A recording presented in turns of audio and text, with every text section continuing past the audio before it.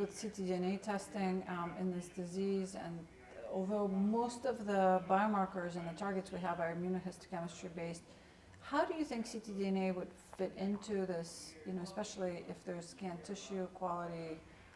Can we assess some of these targets through ctDNA, and what do you see the role of ctDNA in testing it? Yeah, I think it's a really great question because it's constantly evolving and the research landscape is changing so quickly. I think the first most important thing is getting circulating tumor DNA testing at baseline, because it can go from being detectable in the blood to undetectable even within the first cycle of treatment.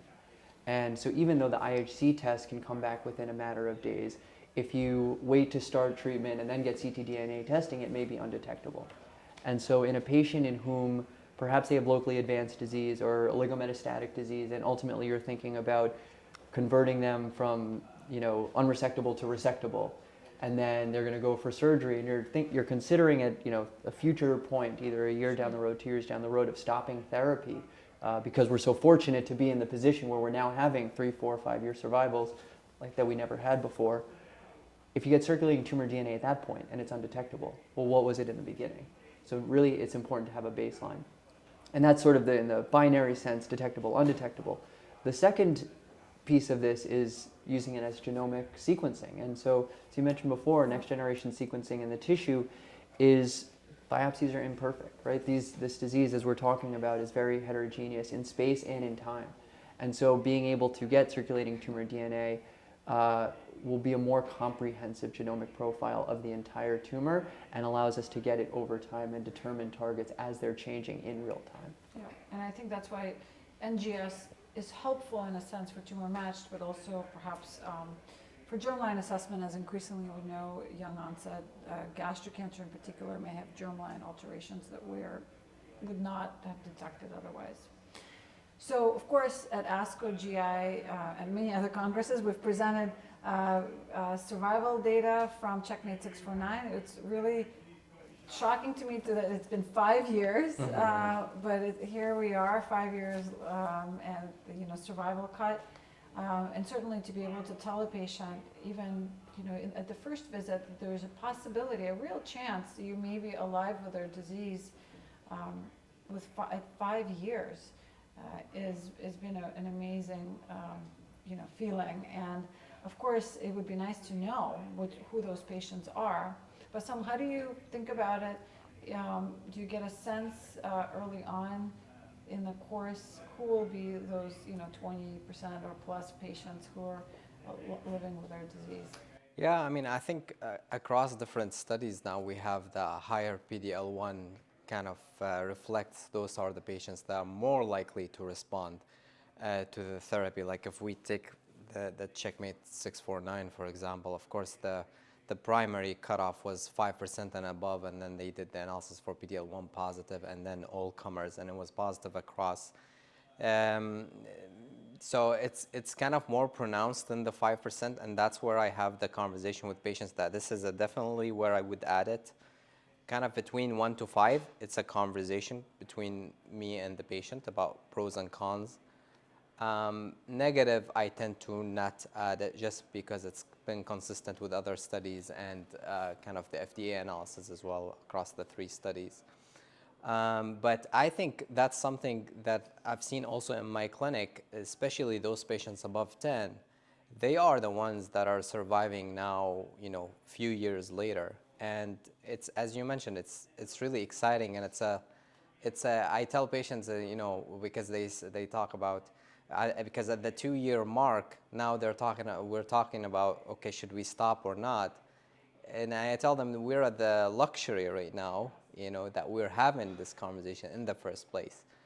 A lot of these patients they really want to continue the therapy because they are afraid of stopping. But it's, at the end of the day, it's a kind of conversation. It's the hardest discussion, and I can tell you, I can be very convincing, but I usually fail every time at convincing the patient to stop therapy. Because it is, in a way, and it's so well tolerated. A maintenance therapy, we know with the immune checkpoint blockade, if you don't get toxicity within the first few months, it's unlikely you're going to. But so when we got IO approved in first-line setting, there were no targeted therapies beyond trastuzumab in first-line therapy. Now the field is getting more nuanced, right? We talked about Claudin inhibitor, potential FGFR2b inhibitors. How do you prioritize, Mariella? How do you think about these? What do you tell patients? Definitely. I think guidelines also are helping us tailor the treatments. Definitely universal testing for all patients with microsatellite. So if the patient is MSI high, definitely treatment with immunotherapy at front. If patient has HER2 positive tumor, they usually are exclusive. We don't really see much HER2 and microsatellite high. So HER2 positive tumor, CPS more than 1, we use Herceptin or trastuzumab with Pembro. And if the patient does have a CPS more than 1 and Claudin negative, we are using immunotherapy. Now, if you have a Claudin positive, PD-L1 negative is a little bit more straightforward with zolbetuximab, but if you have both PD-L1 positive and Claudin positive, I think what we're prioritizing is CPS more than 5 patients do get immunotherapy, and CPS less than 5 and Claudin positive, the patients will get zolbetuximab until we get data of the both PD-1 inhibitor and anti-Claudin antibody. Mm-hmm. So what are people sort of experience outside of a clinical trial now with Claudin inhibitors, or even on a clinical trial? What are your patients saying? What are your nurses saying? How is it impacting your infusion time and the chemo suites? Tell us. Right. Yes. So we have started checking for Claudin 18.2 for all patients, since the recent FDA approval. So we're just getting the flavor of it. We cannot call ourselves an expert yet. So first of all, we do the reflex testing for MMR and IHC, and often the tissue is exhausted just by that. That's why we do not have enough to check for Claudin 18.2. That's one issue. We kind of go back and talk to our GI doctors, to get a bigger chunk of tissue and all that. So that's one thing. We try to get another biopsy and test for it, which is not easy most of the time, or often not easy. But then if we do get 18.2 but no PD-L1 expression, then I think zolbetuximab with chemotherapy is the standard of care. We had few patients, and vomiting has become very important issue, which takes a lot of chair time, causes a lot of anxiety among the nurses. But we had a very good in-service education about it with our nurses and other staff, so that they're equipped to handle that. We routinely actually give them 3 prophylactic anti-nausea medication, including all the nausea receptor blockers, Zofran and all that, Emend and all that. So despite that, I believe that data that 60% people end up actually complaining of significant nausea and vomiting, so that's a challenge. But then the group of patients who have co-expression of PD-L1 and Claudin 18.2, I don't think we even don't know exactly what would be the right thing for them. I mean, I think one approach we talked about, well, there are 2 views. One view is, looking at the spotlight data. So the median overall survival is, 18.2 months. So which is, if we do cross-trial comparison, somewhat better than, CheckMate 649, which is about 13, 14 months. But this is a cross-trial comparison. I don't think it's a very scientific argument to say, well, if there is a co-expression, maybe we should prioritize zolbetuximab chemotherapy over immunotherapy plus chemotherapy. But that's one argument which I have heard. The counter argument is, zolbetuximab is not easy to tolerate. We can try that, but the patient does not tolerate it well or have significant difficulty with nausea and vomiting, we switch to chemoimmunotherapy. So these are the 2 sides of the argument.